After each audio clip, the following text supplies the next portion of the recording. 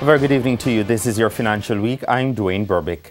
Opposition spokesman on energy Philip Paulwell is calling on the government to temporarily suspend the Gulf reference prices used to determine petrol prices in Jamaica. Mr. Paulwell says this is in light of the effect it is having on local petrol prices now, when Jamaica's petrol supply is not affected. Dashan Hendricks reports.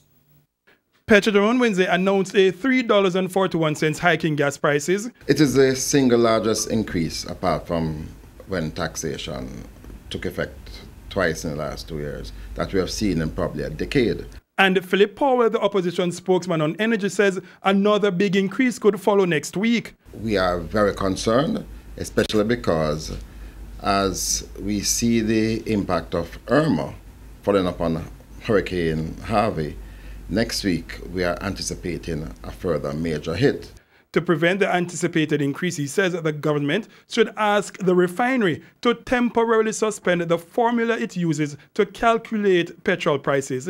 He says that the market is seeing an aberration. Hurricanes affecting refineries in the U.S. and therefore U.S. petrol prices are causing hurt for Jamaican consumers. I'm asking the government to ensure that the Jamaican people don't have to bear the brunt of the hurricane losses, hurricane price increases that have no impact on Jamaica.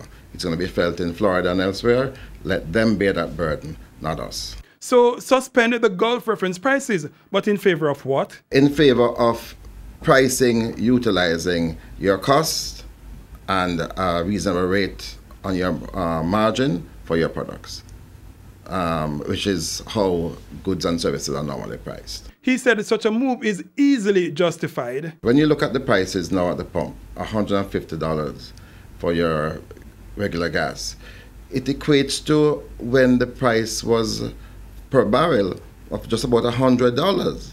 So that to me is utter madness. Mr. Powell said with Hurricane Ozzy falling closely as well, Jamaicans could be paying through the nose for petrol for a while, unless Petrodom suspends the formula it uses to calculate prices for a month. He said otherwise it would be making super profits at the expense of consumers. For the Financial Week, I am Dashan Hendricks.